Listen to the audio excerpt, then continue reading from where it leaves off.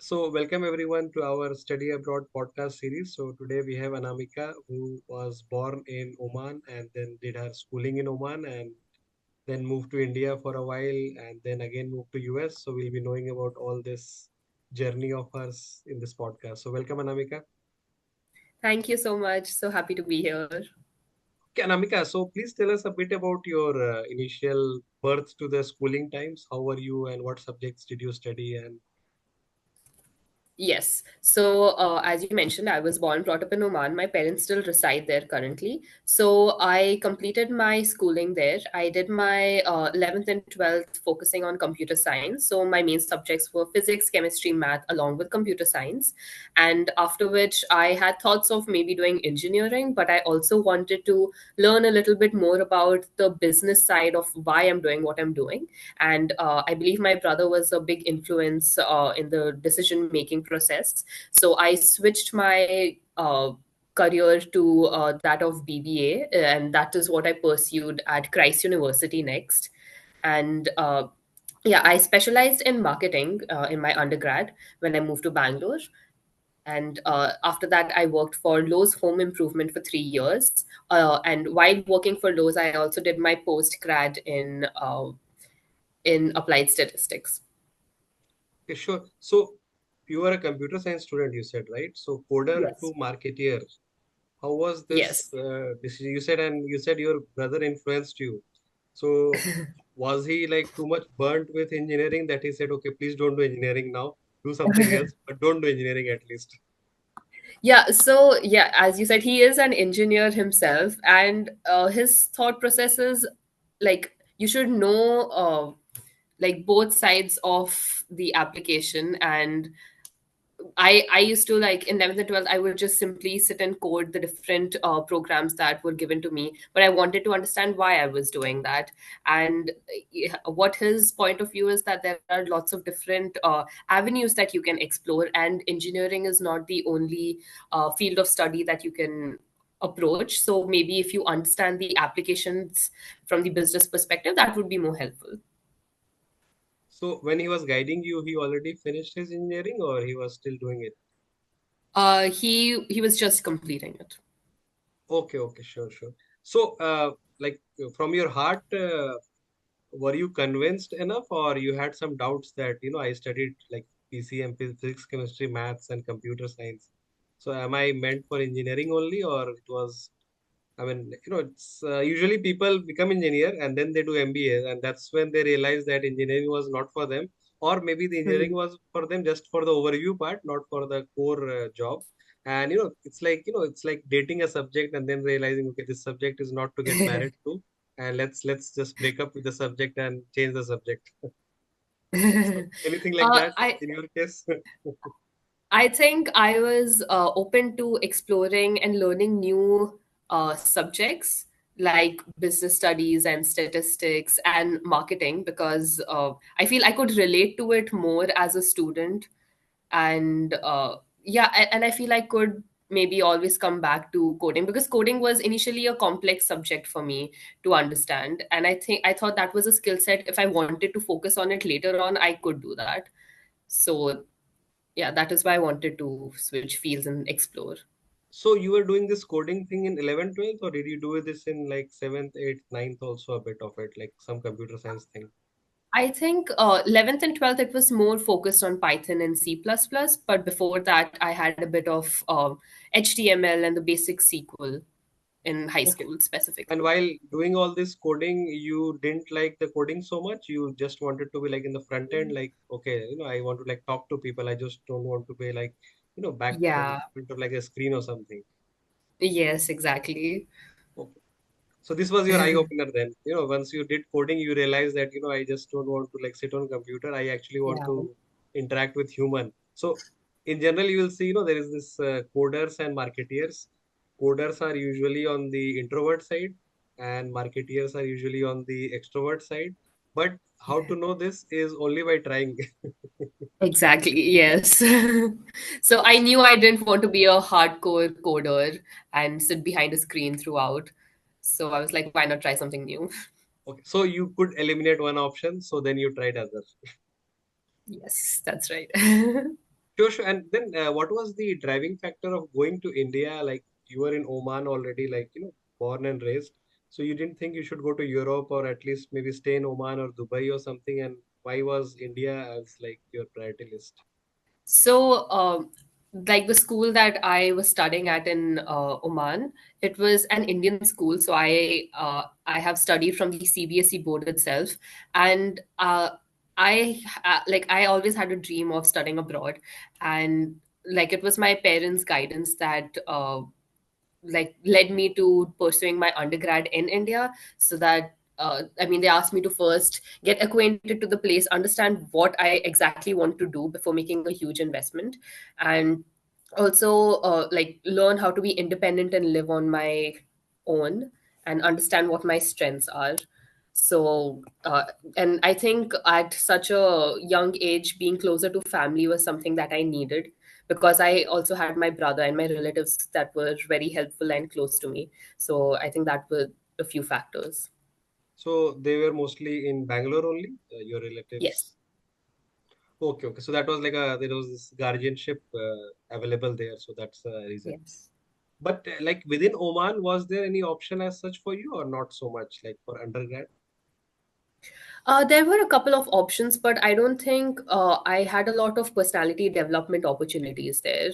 Like it would get, it would increase by a certain level, but then get stagnant. And I think India has a lot of different activities and exposures that I wanted to experiment and try out. Okay, So okay, sure, sure. those were So the options, yeah. once you moved from Oman to India, you will probably you'd be visiting India always probably once a year or like once a while probably. So that transition from Oman to India, was that a bit of a, I mean, was there any hiccups in that? It was a very smooth transition as such. Um, I think, yeah, I did visit India every summer break, and it was comparatively smooth when I think of it compared to how moving from India to US was for me in the past 2 months. But it did take me a little bit of time because back at home in Oman, I was always dependent on my parents to go anywhere because public transportation is not very active there, and like I always had my mom by my side. But when I did move for undergrad, I had to do everything on my own. But I also had the convenience of online ordering and like Uber and Ola all the time. So I think it was okay. It was not that bad. And did your brother also follow the same trajectory like Oman schooling and then Yes, India UG and then PG somewhere out or not yet yes. PG? Yeah, he's in India right now. But yeah, otherwise the till undergrad is the same. So you didn't compete with him that I'll also stay in India, you are staying in India, or the other way around. He didn't compete with you that No, you are going to US, I'll also go to US. I'm trying to convince him to move here. Sure, sure. So once you were at Christ and you did your 3-year BBA program, and so that was the time when you realized that okay, US is one place, or going to some other country is another thing that I would like to pursue after some years. I didn't specifically have the US in mind, but I knew in my undergrad that I wanted to pursue business analytics because that was one of the main subjects that I had in my final year. And excuse me. So, as I was specializing in marketing, I also did a couple of Google Analytics courses, which got me a little interested in how the retail analytical world works. So, that is what convinced me to go ahead and pursue this course sometime in the future. But when it came to moving to the US, I was working with Lowe's Home Improvement for the past 3 years. And I also had a few amazing counterparts who worked in from the US. So I would always like have conversations with them and understand their work culture and how it is different than what I'm going through in India, and also their lifestyle. And I was also always motivated to know more and see how it is being here. And in my 12th grade is when I had visited the US as well on a school trip. So I always thought it was fun to maybe live here someday. This school trip of yours was like how many days and which place did you visit that time? It was a 2 week course, a 2 week trip, and it was a NASA trip. So we had gone to a couple of space stations. So we had gone to the Kennedy Space Center and also the one in Huntsville. And I I had also visited Disneyland that was in Orlando. So it was mostly the East Coast. So we had Atlanta, we had Orlando, we had New York, and Niagara Falls. These were the main places that I can recall right now, along with Washington, D.C. Did they also take you to some college campus or not so much? No, no. It But was mainly focused on the NASA space camps, and Disneyland was a bonus for me. and would it had was it better if they also took you to, let's say, Duke as a motivational trip? Yeah, I think it would have been. Okay, sure, sure. Okay, sure. So you had this US thing, and then you had this in your like dream mind, etc. So you ultimately manifested it later. And while doing so, you had to go through probably the visa process and then accommodation booking and the Mhm, flight mhm. booking. Which of these three were like the stressful times or no stress in all three? Um, so I think the fact that I decided on my college sometime in early okay mid of March, that was the stressful time as to where like prioritizing where I want to go, making the pros and cons list. But out of the three, I feel uh, all of them were pretty like they were on the same level for me because as I'm a resident of Oman, I didn't have to apply via like an as an Indian student from India. So there were no problem of slots that I had personally faced as I gave my interview in Oman. And when it came to accommodation, Duke was very organized, and they planned things very well. So once I did accept my admit, they had created a LinkedIn group where I got access to an Excel sheet where all the MQM cohort could fill in their details as to their what their name is, what are they looking for in the living accommodations, like if it's close by to college or do they prioritize something else. And we could also like share our contact details and get in touch with other students who we would want to maybe live with. So that was about accommodation. And when it came to flight tickets, I think yeah, once I had finalized my school, I had booked my tickets a month in advance uh, of the date I was traveling on, so that was pretty smooth as well. We just had to Oh, coordinate with like roommates. okay, okay. So you are flying with as a group, is it? Yeah, I thought it would be fun to like fly together, so Yeah, yeah, fun, and I think it's also like support, supporting each other, kind of that yeah. people are helping each other. Okay, okay, sure, sure. And your application process, you had to give any test like GRE, TOEFL, etc. Yes, I had given my GRE and my TOEFL both, as it was compulsory to apply with a GRE score to Duke specifically. But otherwise, the MSBA programs at other universities that I had applied to, it was optional due to COVID. So there are like masters, there are like 2 year masters also, there's like 1 year masters also. I mean, in US, how did you decide that you should do this or that? Like in your case, I think it's 1 year, right? Yeah, I think so.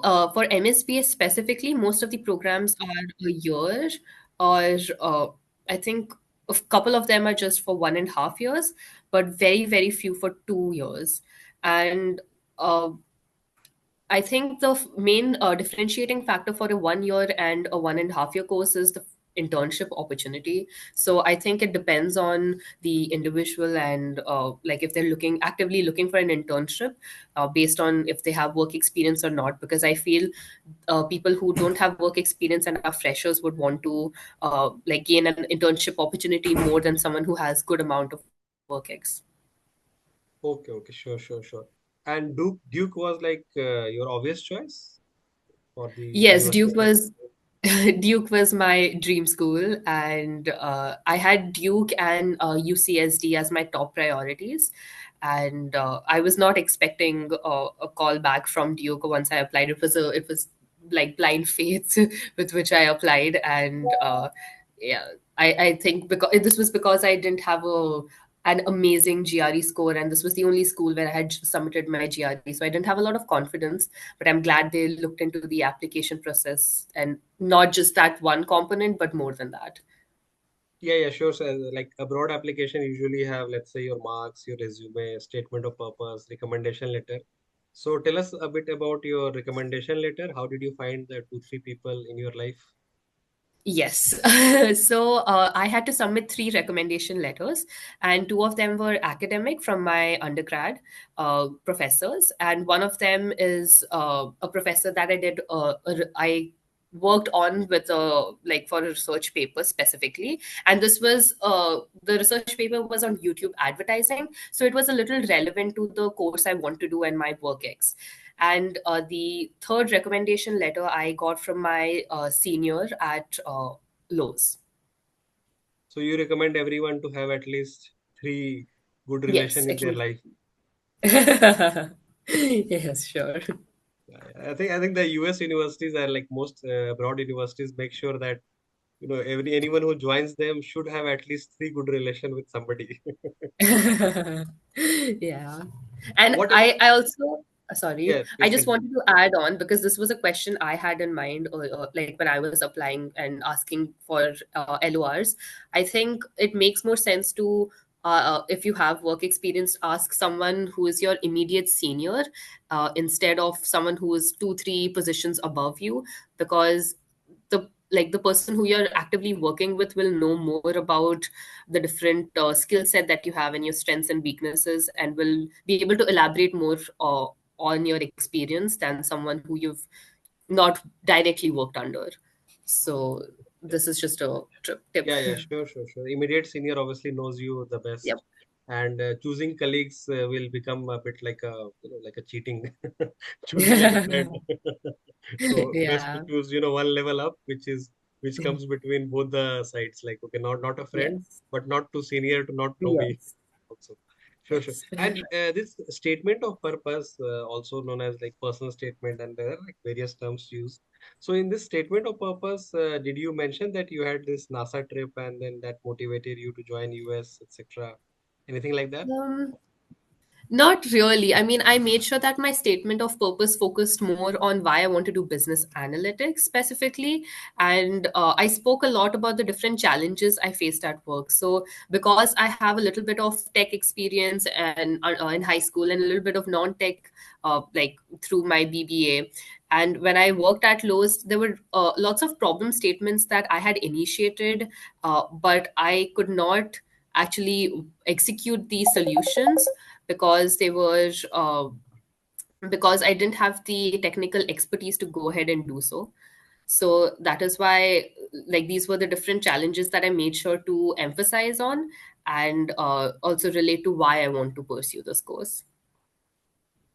And one question that Duke specifically had was 25 random facts about yourself, which I think was a lot of fun. I had my first draft ready, and I had like submitted that itself. And I think that is where I had mentioned about the NASA trip. So this was apart from all this SOP, LOR, etc. Is it 25 random things about yourself? Yes, yes. And did you feel that you don't even know 25 things about yourself? I mean, yeah, I think I struggled with the last five, six of them, but yeah, I think I came up with weird, different things about myself. It was just fun. It was like I journal a lot. I have a bullet journal that I maintain, so I actually wrote about that, and I sort of felt like I was just expressing my personality in different pointers. So I didn't Sure. think too much into it. So I guess this also proved your own creativity over the coding Yes. skill, right? So it was like reinforcing that, yeah, I'm doing the right thing. Yes. Okay, okay, sure. Because I think a lot of people would actually struggle to write 25 random things about themselves, just as a. I think engineering students will struggle a lot, like the pure coders and all. They might, I don't know, Yeah. write like 25 code words for the coding language. Yeah, but I think it was a fun activity to have a self reflection of who you are. This can be a good interview question also. So for our audience, if somebody is a Yeah. recruiter, they can use this. tell us tell us 25 things about yourself, 25 words about yourself or something. Yeah. Okay, okay. Sure, sure. And then after you booked your flight and you all came with like bunch of people, etc., and you landed in US, how different was this US or this airport or this whole culture compared to your NASA trip? So, okay, NASA trip compared, I think we were very spoon fed then. We already had everything arranged. But like if I compare it to my experience moving countries from Oman to India and from India to here, I feel I got very used to the convenience that we get in India, specifically when it comes to online ordering of food or groceries, or even the modes of transportation. Because if I compare Durham city, it is very different than what New York City would be, because here we have very limited public transportation that is active. So we usually use the bus that we get, the public bus, and or you have to Uber places, which on a student budget is a little expensive to do on a daily basis. So that way, I feel taking the public transportation was something new to me, as I was so used to the autos and Ubers in India. And yeah, otherwise, I think the culture was. I mean, in the 2 months that I've been here, I think the food part is going grocery shopping and making sure like you are ready for school in time, and also knowing where to get what from, because there's so many different grocery stores and every store has like a different USP. Like we would go to Costco for frozen food items, but for organic, like fresh produce, we would go to a different store. So that is something I know now in my second term. But in the first term, it was all very new. So we were all over the place. Sure, sure, sure. And you used any hack like cook once and eat 10 times? Yeah, I mean, I now that I know how hectic my course is, I make sure to like cook a good amount. That I think I cook like twice a week.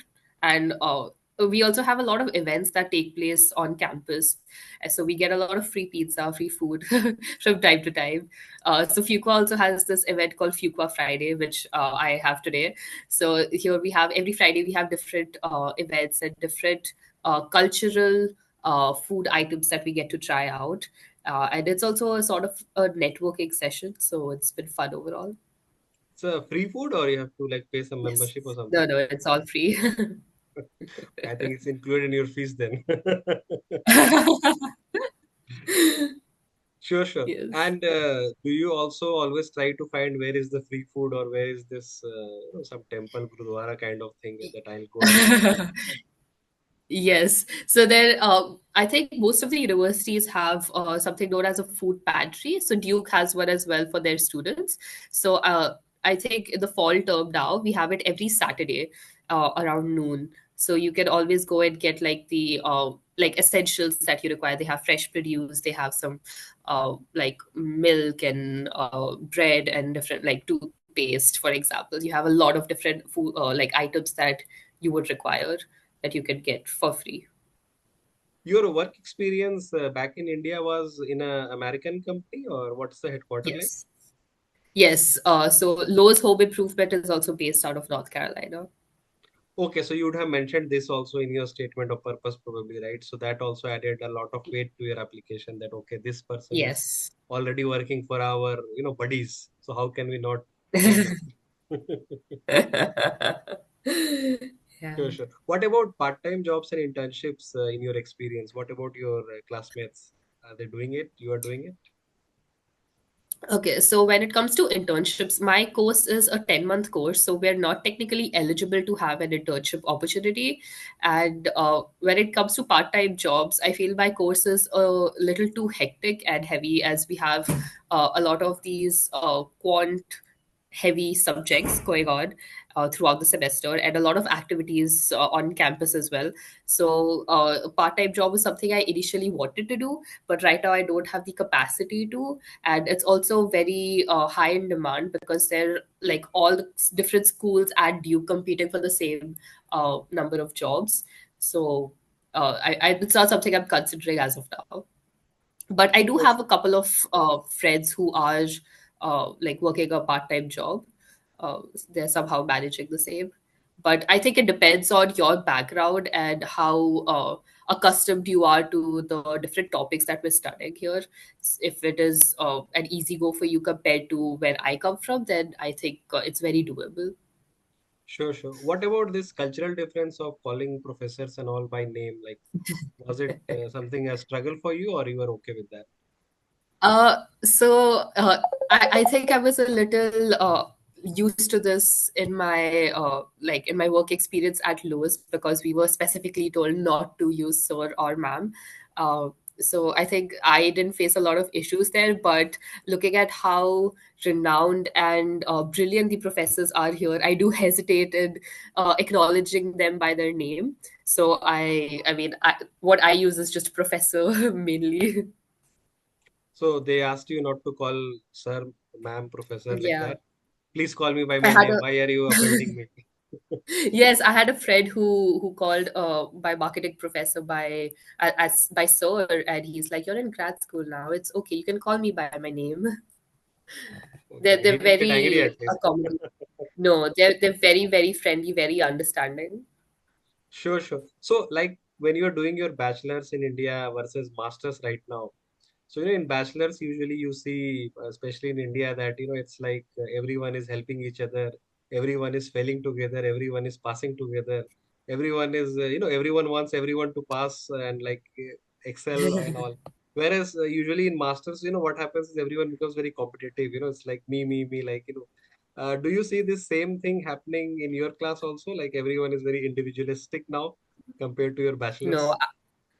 I think I would disagree to this because I think in my course there are people with like 0 to 3 years of work experience. So everyone has different strengths.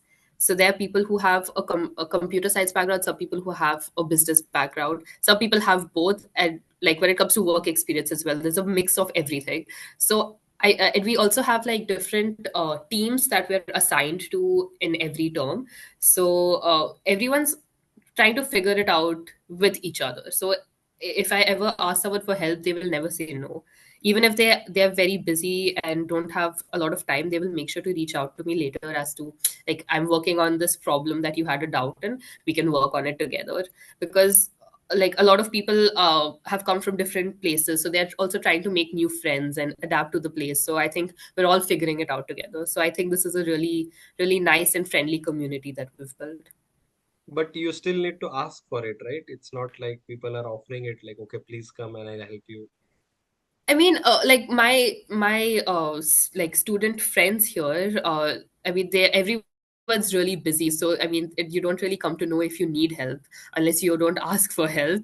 But the professors are very supportive that way, and they make sure to like we also have like recordings that are shared after classes, and if you have any doubts, there are always office hours, and you can always reach out to them, and they reply in no time. So did you disturb some of your professors? Yes, lately I have been. And do you feel guilty about it at times that, I'm not able to figure out this and I have to ask this person? Am I I like, was I was a little hesitant at first because I was not used to this level of comfort with my professor. Like they want to talk to you, even if it's before classes or during break. They want to know more about you. So we have like activities that are lined up for the semester because we have different chairs and committees that are formed recently. So professors want to have lunch with us and get to know more about our personal lives and what are we looking forward to after the program. So this is a little new to me, and really nice, I feel, because I haven't been in an environment like this, at least in India. what's the demographics like of your class? And what's the class size? So yeah, so the class size is 303 to be precise, and we have a good amount of Indians and Chinese, like we are the majority in my cohort specifically. But we also have people from different ethnicities, like from Turkey, from Sweden, from the UK, from Korea. But I think Indians and Chinese make up for like 200 out of the 300. But once you joined the class, did you think that maybe I should now avoid Indians?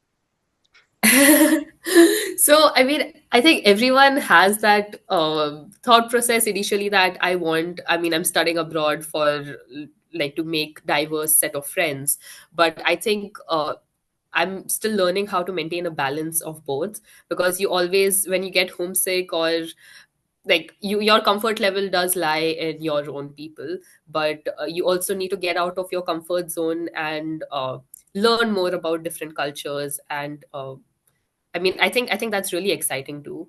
I want to know more, so I think maintaining a balance of both is what I'm aiming for. So you mean 50-50 or 60-40, or what's the No, no, where the 50 balance 50. is falling more?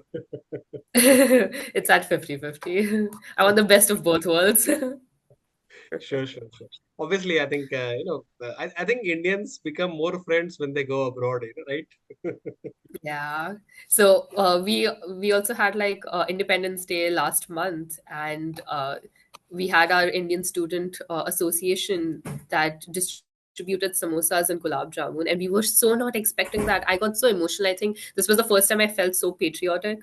And they also had like Jai Ho and different Indian music playing, and we had a dance happening out of nowhere. So that it was really fun. So what about the weekends? Are you able to do a work-life balance, or it's only work, work, or study, study in your case? No, I think lately it's been better. We are able to plan things out in a more efficient manner than we used to in the last term, and this term is also a little better spread out because we have just three subjects compared to the first one. So we are trying to give ourselves a little bit time too, but yeah, there's just a bunch of assignments all the time. Your 300 students group, how many classes? Does it have like section? I mean, divided into smaller sections or something, smaller cohorts? Yes. So in the first term, it is a mix of all, but otherwise we had to choose our specific tracks. And there are four different tracks, starting with marketing, strategy, finance, and risk. So second term onwards, we have a blend of both data analytics subjects and also your track specific courses. So we Sure, get sure. distributed. And what would be your future aim for next few years? Goals, Yes. temporary So goals. yeah, my short-term goal is, I mean, right now, based on the job market, I just want a job, and as I worked as a business analyst, I would want something on an advanced level, but a little bit more to do with the technical side. And I also look forward to. I think product management is really interesting to me, and I want to learn more about it. And I mean, I look forward to doing that. And as I've been exposed to only the retail industry, as I worked for Lowe's, and that was my first job, and I always thought it was so interesting, and I think I want to continue in the retail industry. So is there any coding class as such now, or there is no coding at all? Yes, we have two coding classes actually. I have one subject called data science for business, which is a little heavy when it comes to statistics, but we also have some assignments that consist of R coding, and the other one is data infrastructure, which has SQL. Sure, sure, sure. And coming to the very last question, what advice would you give to younger yourself or the younger versions of yourself, the aspirants? Yes, so I I kind of knew that I wanted to do business analytics, but I feel I didn't do my homework properly from the start. So, for example, the issue I faced was that I had like 3 years of undergrad, and which added on to 15 years of work experience, so 15 years of studying. Uh, and that is one clause that a lot of universities in the US have, that they require 16 years of education instead, and specifically for the course of business analytics. So I had to, while working and prepping for GRE, I had to also do a 1 year post grad in statistics, which got a little too hectic for me. So maybe do your research beforehand, plan it properly so it does not get too hectic for you, and also like reach out to your seniors on LinkedIn and understand how the course has actually been for them, because everyone comes from different backgrounds. Like for the course I'm doing right now, I don't think it's the best for a fresher, because there's no internship opportunity. So every course is different. So like understand what exactly you want to do, and like when you do get into the application process, make sure to uh, like get as detailed as possible, because I think that will help the admissions team understand that you have clarity as to what you want to do. Yes. Sure, sure, sure. Sounds good. Yeah, sure. I think in US universities mostly they require this 4 year bachelor's at least. So that becomes very tricky for people who have done 3 year bachelor's in India or anywhere else. They have to compensate for that 1 year somewhere or the year, somewhere or the other. Yeah. And I think because of this, there is like other colleges in other countries who allow this 3 year thing, like UK for example. So a lot of people Yeah. say that okay, fine, I'll do 1 year extra here. Let me just do that Yeah. 1 year from UK only. 4 years I finish all my education. Yeah. Yeah. Okay. Thank you, Namika, for your time and your insights and your knowledge. Our audience would like it, I think, yes. And they might be Yes. connecting with you through LinkedIn or something. So feel free to Sure. accept or reject them whenever you have time. Yeah, definitely. I always have time to help out because I was in the same set of shoes like last year, so I would love to help out. Yeah, now you'll have more people buzzing you. Okay, Yes. then. Take care. Okay, Bye. thank you so much. Bye bye.